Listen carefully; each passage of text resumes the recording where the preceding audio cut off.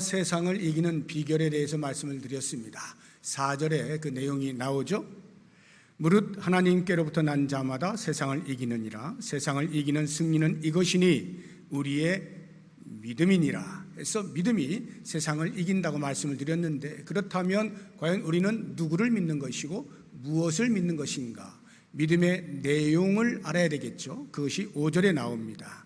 예수께서 하나님의 아들이심을 믿는 자가 아니면 세상을 이기는 자가 누구냐 해서 예수는 하나님의 아들이시다, 이 사실을 믿는다라는 뜻인데요.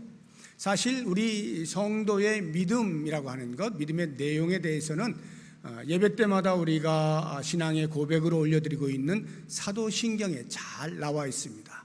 전능하사 천지를 만드신 하나님 아버지를 믿는 것으로부터 시작해서 그 외아들 우리 주 예수 그리스도를 믿고, 그래서 몸이 다히 사는 것, 죄사함을 받는 것, 그리고 영원히 사는 것을 믿습니다 하는 데까지 성경 전체에 대한 내용을 요약하고 또 요약해서 엑기스로 내놓은 믿음의 내용이 사도신경에 나와요. 그래서 여러분들이 사도신경으로 신앙의 고백을 할 때마다 나는 이러한 것을 믿는 사람이구나 하는 것을 알면 됩니다. 그런데 오늘 본문에서 사도 요한이 요한서신을 통하여 그 당시에 신앙 공동체에게 꼭 알게 하고 싶은 믿음의 내용 한 가지가 나오는데, 그것이 바로 예수는 하나님의 아들이시다 하는 내용입니다.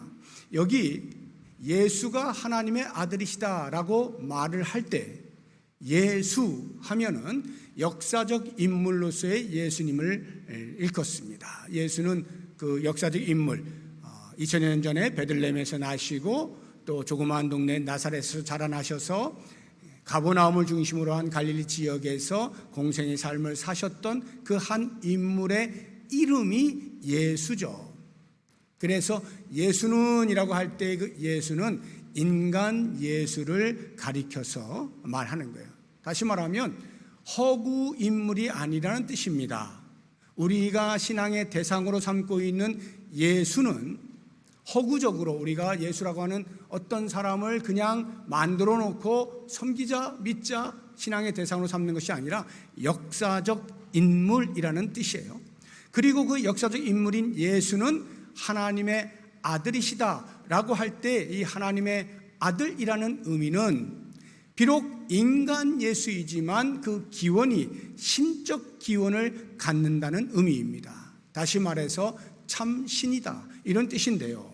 이것은 인간 예수가 너무나 훌륭해서 도덕적으로 인격적으로 타의 추종을 불허할 만큼 탁월하고 특출나서 우리가 신으로 대우해주자, 신으로 여겨주자 하는 그러한 차원의 분이 아니라 그분 자체가 신이시다, 이것이 바로 하나님의 아들이시라는 명제 속에 담겨있는 의미입니다. 그래서 예수는 하나님의 아들이시다 라고 말을 할 때 그 뜻은 예수는 참 인간이시면서 동시에 참 신이신 한 인격 안에 두 품격을 가지신 분이라, 이런 의미예요.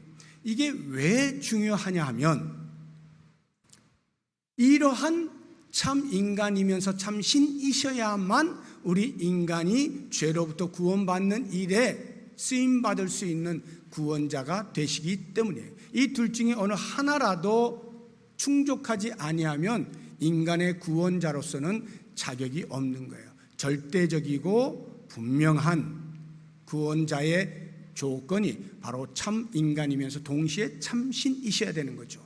그러면 왜 이것이 그러해야만 하느냐 할 때, 참 인간이셔야만 하는 이유는 온 인류의 죄, 인간의 죄를 속할 수 있는 유일한 방법이 피에 있거든요. 피 흘림에 있거든요. 한번 말씀을 찾아보겠습니다. 레위기 17장 11절인데요. 육체의 생명은 피에 있음이라. 내가 이 피를 너희에게 주어 제단에 뿌려 너희의 생명을 위하여 속죄하게 하였나니 생명이 피에 있으므로 피가 죄를 속하니라. 하나님은 영이시죠.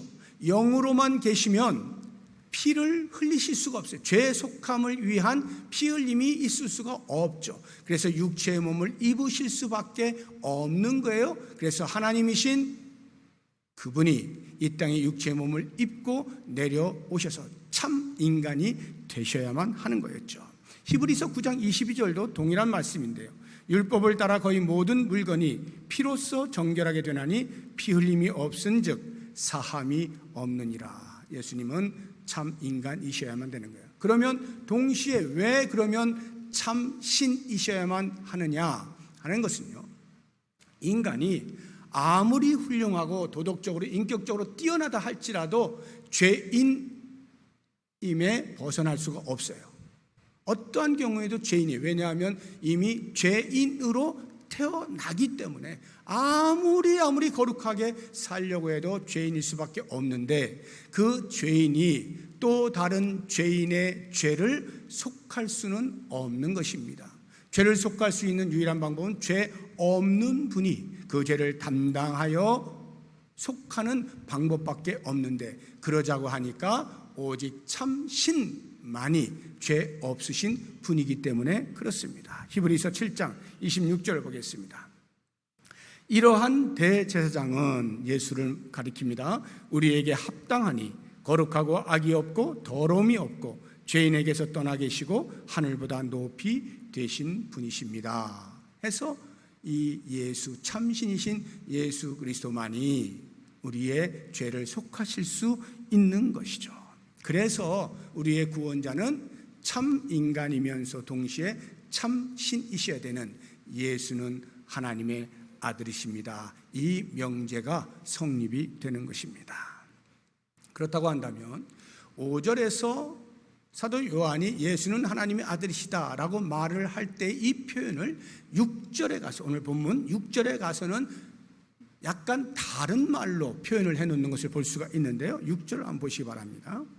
이는 물과 피로 임하신 이신이 곧 예수 그리스도시라 해서 예수는 하나님의 아들이시다 하는 이 말을 다르게 예수 그리스도 이렇게 표현을 해놓고 있어요. 사실 같은 의미이지만 표현이 다른 거예요. 그래서 하나님의 아들과 그리스도, 이것이 어떠한 관계가 있느냐 할 때에 하나님의 아들이신 예수께서 이 땅에서 온 인류의 죄를 감당하여 구원 사역을 이루는 일에 필요한 직분, 그 직능상의 칭호가 그리스도입니다.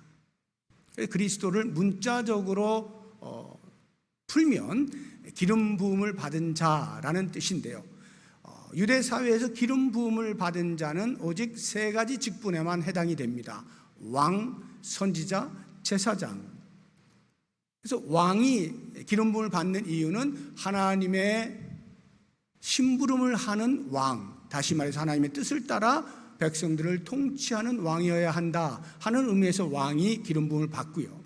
선지자는 하나님의 뜻을 백성들에게 전달하는 자로서 기름 부음을 받는 것이고, 제사장은 백성들을 하나님께로 인도하여 중재 역할을 감당한다 해서 제사장이 기름 부음을 받는데, 이 왕과 선지자와 제사장의 직분을 전부 한 자리에서 완성시키신 분이 바로 예수 그리스도이십니다.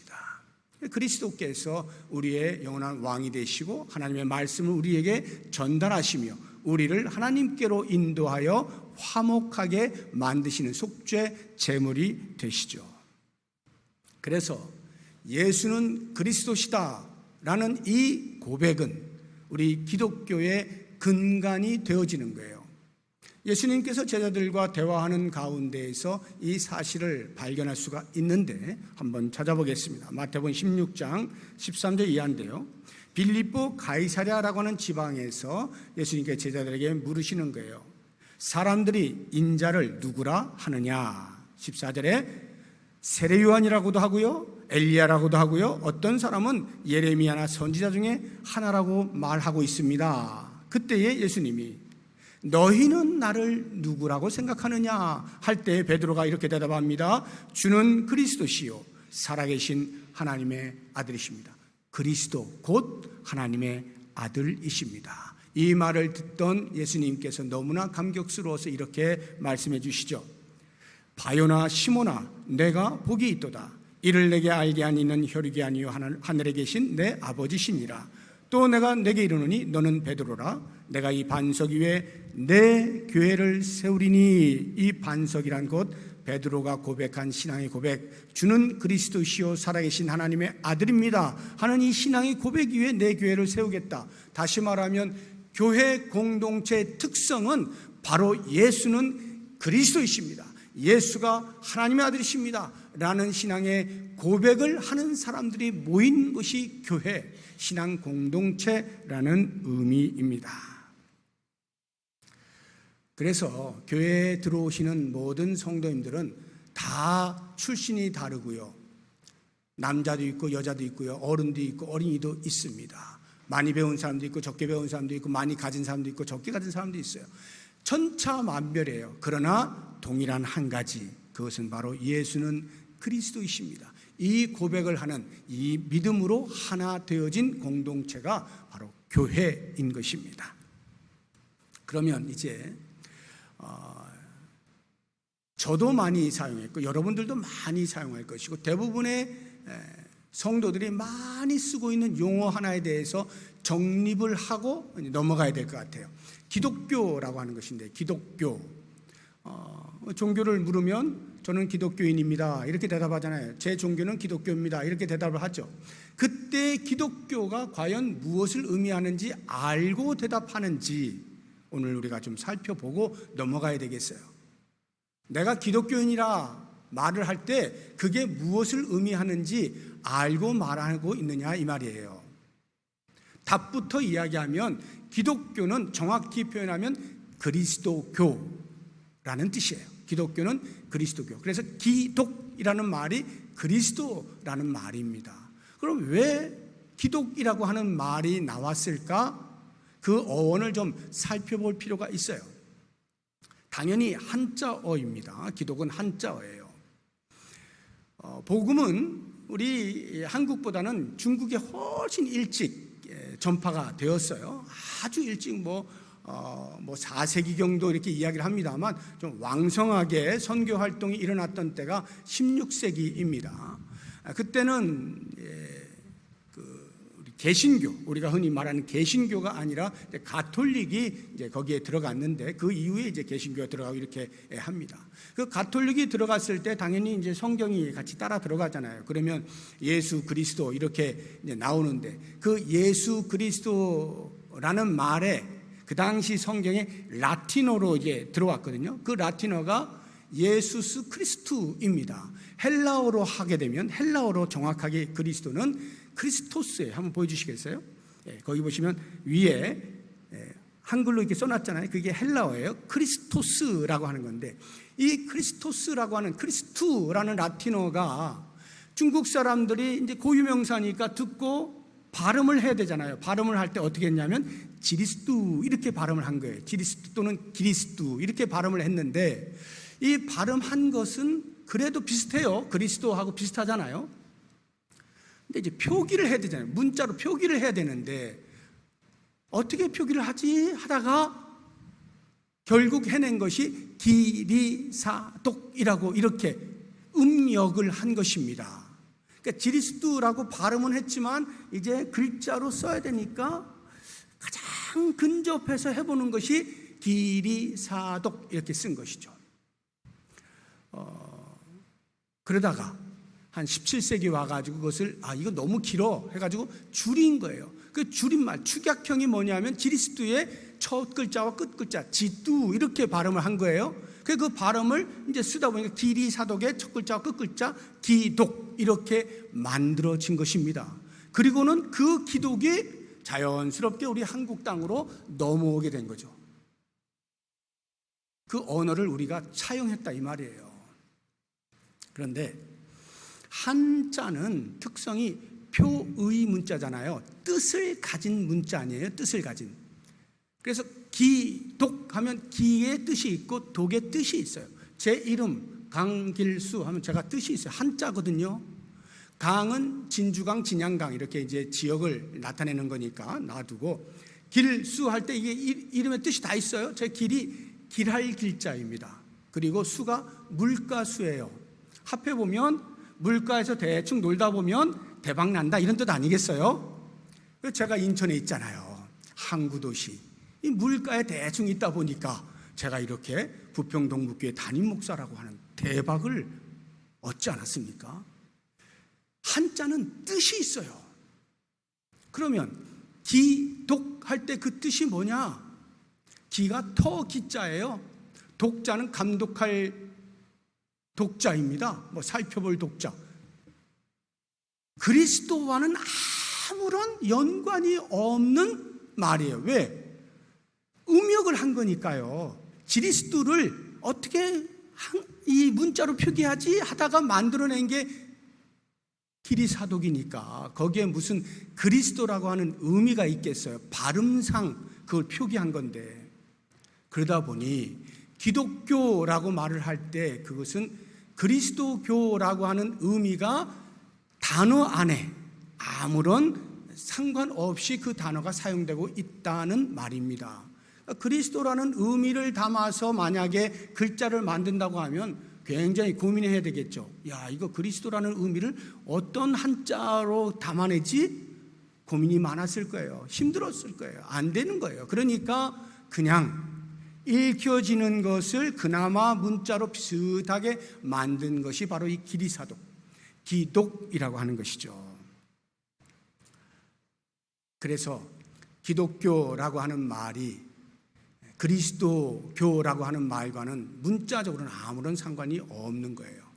그런데 감사하게도 우리나라 국어사전이요, 이것을 이렇게 정의를 내려서 기독교를 정의할 때 두 가지를 정의했거든요. 첫 번째 보이시면 기독교를 정의한 거 한번 보여주세요. 예수 그리스도를 구세주로 믿는 종교. 정말 잘 정의를 내려놨어요. 기독교란 예수 그리스도를 구세주로 믿는 종교. 잘 해놨죠. 두 번째, 우리나라에서 개신교를 이루는 말, 이렇게 해놓았어요. 그래서 국어사전은 이 기독교가 어떤 의미를 갖느냐는 몰라요. 다만 통용되고 있는 의미들이 예수는 그리스도를 고백하는 그 종교구나 해서 이렇게 정의를 내려놔서 참 잘 해놓은 거예요. 근데 사실 언어라는 것이 살아있는 것이기 때문에요, 원래의 의미와 관계없는 다른 의미로 통용되어지면 모든 사람이 그걸 쓰면 그냥 쓰면 됩니다. 언어는 살아있는 것이기 때문에 그래요. 그럴 수는 있는데 다만 우리가 조심해야 되는 것, 기독교라고 말을 할 때 이것이 그리스도교를 말하는 것인지에 대한 이해는 분명히 하고 써야 되겠다는 거예요.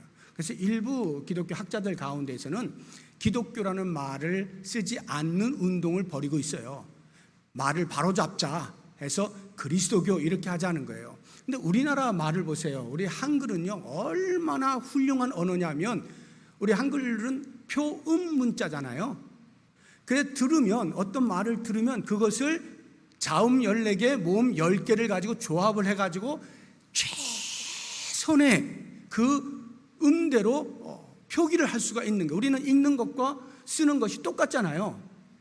그래서 크리스토스라고 하는 이 헬라어, 또는 라틴어 크리스투라고 하는 이 라틴어, 이것을 그대로 표음한 거예요. 그래서 그리스도, 얼마나 잘 표현을 해놓았습니까? 영어로 하면 어떻게 되죠? 그리스도가 크라이스트잖아요. 크라이스트. 그래서 기독교를 영어로 표현하면 크리스찬이티잖아요. 크리스찬이티를 액면 그대로 번역을 하면 그리스도교라는 뜻 아니겠어요? 근데 우리는 번역을 할 때 기독교라고 이렇게 번역을 하지 않아요? 그러니까 기독교가 그만큼 원래 뜻과는 아무 상관이 없이 지금 우리가 쓰고 있다 하는 것을 여러분들이 이해를 하시고, 내가 기독교인입니다, 나는 종교가 기독교입니다 라고 말을 할 때는 예수 그리스도, 예수를 그리스도로 믿는 사람입니다, 이것을 알고 쓰시라 하는 이야기입니다. 예수가 그리스도라는 말이 왜 그렇게 중요할까? 그것은요, 이 땅에 있는 모든 종교들은요, 다 우리의 신앙의 대상을 만들어요. 또는 훌륭한 성인을 우리의 믿음의 대상으로 삼기도 합니다. 그러니까 전부 다 우리 인간 편에서 인간의 편리와 안녕을 위하여 만들어진 신앙의 대상들이에요.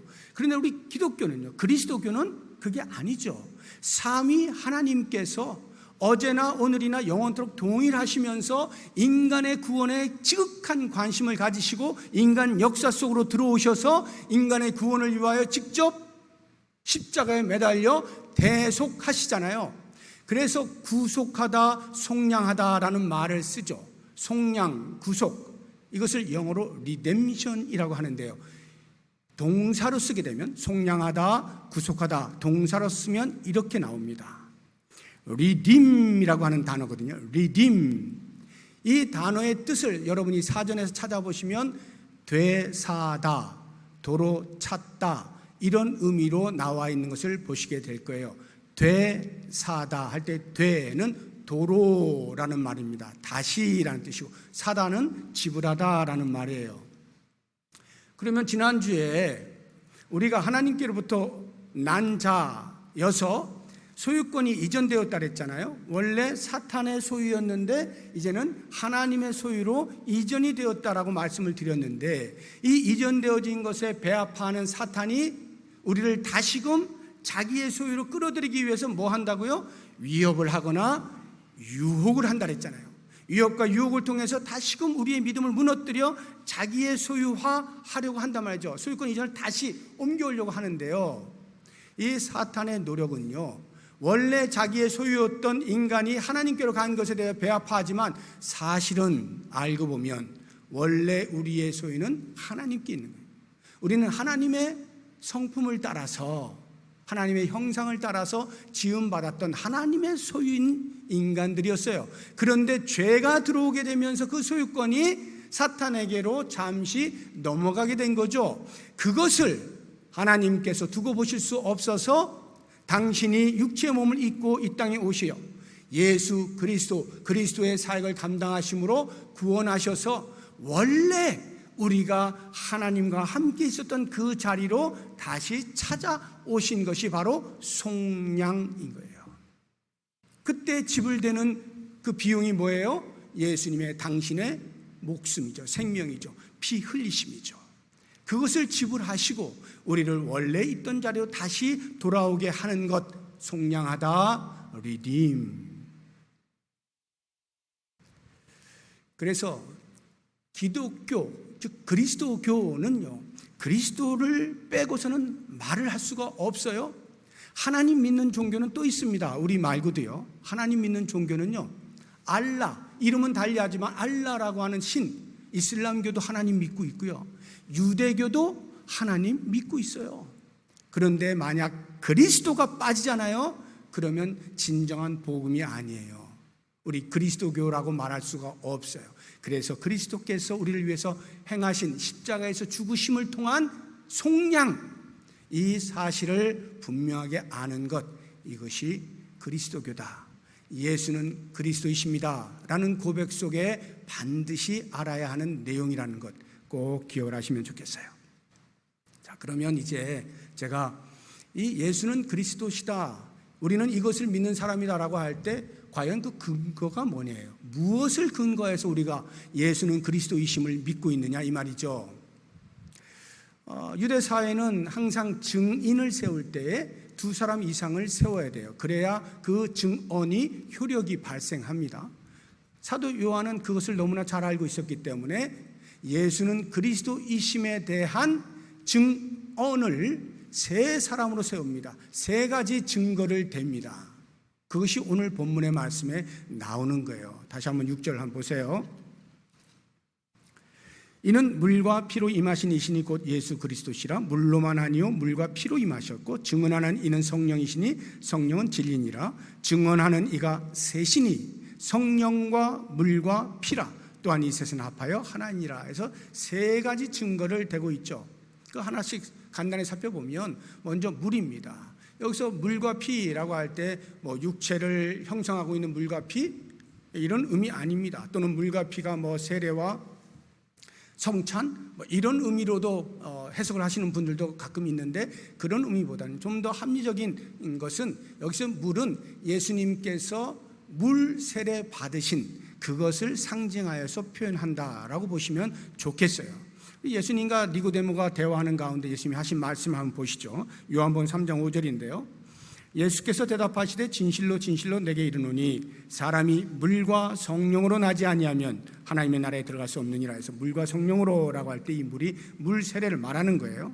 자, 그러면 예수님께서 물 세례를 받으시는 이 물 세례, 그것이 예수가 그리스도이심을 증명한다는 뜻인데, 아시는 것처럼 예수님께 30년 동안 자신의 삶을 살다가 30년이 되었을 때에, 30살이 되었을 때에 이제 물 세례를 받으시고 세례 요한 앞에 가서 물 세례를 받으시고 그때로부터 비로소 하나님께서 맡기신 구원의 사역을 공적으로 시작을 하시는, 그것을 알리는 일이 물 세례 아니었습니까? 그래서 마가복음 한번 보시게 되면 1장 9절 이하에 그때 예수께서 갈릴리 나사렛으로부터 와서 요단강에서 요한에게 세례를 받으시고 곧 물에서 올라오실새, 세례를 받고 이제 물에서 올라오실 때 하늘이 갈라짐과 성령이 비둘기같이 자기에게 내려오심을 보시더니 하늘로부터 소리가 납니다. 너는 내 사랑하는 아들이라, 내가 너를 기뻐하노라. 너는 내 사랑하는 아들이라. 하나님께서 말씀하시는 거예요. 물세례를 받으실 때 너, 예수, 너, 역사적 인물, 예수, 너는 하나님의 아들, 내 아들이다, 그리스도다. 이렇게 공적인 임무, 인류의 구원을 위한 공적인 임무의 칭호를 불러주시면서 예수가 그리스도이심을 분명하게 확인해주고 있는 것입니다. 두 번째 피는요, 십자가에서의 죽으심을 상징하는 표현이에요. 피. 예수님께서 십자가에서 죽으실 때 그것이 곧 예수는 그리스도이심을 증명하는 것인데, 누구보다도 예수님 당신 스스로가 그것을 증명을 하고 있습니다. 요한복음 19장 30절을 보시면 십자가에서 예수님께서 7마디의 말씀을 하시는데 그 가운데 한 마디가 이거예요. 예수께서 신 포도주를 받으신 후에 이르시되 다 이루었다. 다 이루었다. 뭘 다 이루었다는 거예요? 하나님께서 당신에게 주신 인류 구원의 사역, 그것을 다 이루었다. 그것을 이룰 수 있는 분은 오직 참 인간이면서 참 신이신 예수 그리스도만이 가능하죠. 예수님은 당신이 그리스도이심을 스스로 증명을 하는 거예요. 다 이루었다. 하나님의 구원의 사역을 성취하신 예수 그리스도, 예수는 그리스도이신 거죠. 마지막으로 세 번째 증거가 성령입니다. 6절 한번 다시 한번 보겠습니다. 이는 물과 피로 임하신 이신이 곧 예수 그리스도시라. 두 번째 피에 대해서 조금만 더 설명을 해야 되겠네요. 이 피에 대해서 이제 십자가의 죽음이 왜 예수는 그리스도 이게 중요하냐면, 우리는 아무런 어려움 없이 그냥 그대로 받아들이잖아요. 그렇지, 예수님이 십자가의 죽으심으로 나를 위하여 대신 죽으셨다. 금방 받아들이지만 그 당시로 하면요, 그 교회를 어지럽히는 이단 중에 하나가 영지주의라 했잖아요. 그 영지주의가 이 기독교의 믿음의 근간을 막 흔들어대는 거예요. 어떻게 흔들어댔냐 하면은, 영지주의의 교부 중에 한 사람인 케린투스라고 하는 사람이 있는데, 그 케린투스가 이런 식으로 예수를 표현을 해 놓았어요. 한번 보시죠. 그리스도는 신적인 존재인 그리스도는 물 세례를 받는 인간 예수에게 임하여 사역을 하는 동안에 잠시 그리스도의 그런 일들을 감당했다. 여기까지는 인정을 하는 거예요. 왜? 물세례를 받을 때 하늘로부터 소리가 났잖아요. 이는 내 사랑하는 아들이다. 이렇게 소리가 났기 때문에 케린투스도 그것을 부인할 수가 없어요. 그래서 물세례 받을 때 잠시 인간 예수에게 신성인 그리스도가 임하여서 그런 일을 하게 했다. 그런데 그 다음이 중요해요. 십자가에 죽을 때 그리스도는 떠났다. 무슨 말이냐면, 십자가에 못 박혀 이렇게 죽은 자는 인간 예수일 뿐이지 그리스도는 이미 그 전에 떠났다는 거예요. 왜 이런 주장을 할까요? 우리가 볼 때는 너무 황당한 주장인 것 같이 보이는데, 그 당시에 이게 왜 먹혔느냐? 영지주의의 기반이 이원론이라고 제가 초기에 말씀을 드렸잖아요. 영지주의 기반이, 그 철학적 기반이 이원론, 영선 육악, 영은 선하고 육은 악하다는 거예요. 그러니까 그리스도의 신성, 그 선함이 죄인으로 죽으면 안 되는 거예요. 십자가에 그리스도가 죽었다? 이건 말이 안 되는 거예요. 육체로 온 인간 예수만이 죽을 수 있는 것이지 신성은 죽을 수가 없는 거야. 죄인으로 죽으면 안 돼. 그러면 구원이 일어날 수 없지. 이렇게 보는 것입니다. 그래서 그리스도가 십자가에 죽기 직전에 떠났다라고 이야기를 하는 거예요. 그리고 그것이 그 영선 육악이라고 하는 철학적 기반 위에서 볼 때는 충분히 납득이 되는 말인 거죠. 바로 이 부분 때문에 사도 요한이 그 요한 공동체 성도들을 굳게 붙잡아야 될 필요가 있었어요. 십자가에 죽으신 분은 예수 그리스도시다. 이것을 말하기 위해서 다시 한번 6절을 보시게 되면, 이는 물과 피로 임하신 이신이 곧 예수 그리스도시라. 그 다음 보시면 물로만 아니요, 물 세례 때만이 아니라 물과 피로, 물 세례 때도 예수는 그리스도이심이 증명이 되었거니와 십자가에 죽으시는 그 순간에도 예수는 그리스도셨다. 이것을 이야기하는, 물과 피로 임하셨다라고 이야기하는 거예요. 그리고 이제 마지막 세 번째 증거인 성령을 보겠습니다. 성령 볼 때 다시 6절을 보시게 되면 그 뒤에 볼 때 증언하는 이는 성령이시니, 증언하는 이가 성령이셔요. 그런데 그 성령이 어떤 분이시냐? 성령은 진리니라, 이렇게 표현했어요. 성령이 진리라는 표현은 성령께서 증언하시는 내용이 전부 다 참이라는 뜻이에요. 근데 성령이 뭘 증언하시냐? 예수가 그리스도임을 증언한다니까요. 우리 고린도전서 한번 보겠습니다. 12장 3절인데요. 그러므로 내가 너희에게 알리노니 하나님의 영으로 말하는 자는 누구든지 예수를 저주할 자라 할 수 없어요. 그리고 성령으로 아니하고는 누구든지 예수를 주시라 할 수 없어요. 둘 다 마찬가지예요. 오직 성령으로만 예수는 주시다, 예수는 그리스도시다, 예수는 나의 구세주이시다, 이렇게 고백할 수 있다고 말하는 거예요. 성령이 예수를 그리스도로 증언하기 때문에 그렇습니다. 그럼 정말로 그러한가 한번 보시죠. 십자가 상에서 예수님을 처형하는 일에 있어서 집행을 하였던 그 당시 로마 군인 백부장, 장교죠. 그 백부장이 예수의 죽으심을 보고 이렇게 외칩니다. 우리 마가복음 한번 보겠습니다. 15장 39절인데요. 예수를 향하여 섰던 백부장이 그렇게 숨지심을 보고 이르되 이 사람은 진실로 하나님의 아들이었도다. 로마 군인이 예수를 그리스도라고 고백할 확률은 거의 없다고 봐야 돼요. 사형을 집행하던 사람인데요. 그런데 어떻게 그 사람이 예수는 하나님의 아들이었다, 그리스도였다, 이렇게 고백할 수 있었을까요? 그 마음에 성령이 작용하신 거죠. 성령이 역사하셔서 그 입을 통하여 고백하게 만드는 거예요. 성령의 증언은 참이에요. 그래서 이 백부장의 증언 역시 참인 것입니다. 사도들이요, 예수님이 부활하신 이후에 성령 강림을 경험하잖아요. 그리고 나서 그 다음부터 어떻게 해요? 동네방네 나가서 예수는 그리스도십니다, 예수가 구세주이십니다, 이거 외치지 않습니까? 사도 베드로가 많은 사람들이 운집해 있는 데서 설교하면서 예수는 그리스도이다 증거하고 그 다음 이렇게 말을 합니다. 사도행전 5장 32절 보시면 우리는, 사도들은 이 일의 증인이요 하나님이 자기에게 순종하는 사람들에게 주신 성령도 그러하니라. 성령도 역시 증인이시다, 이 말이에요.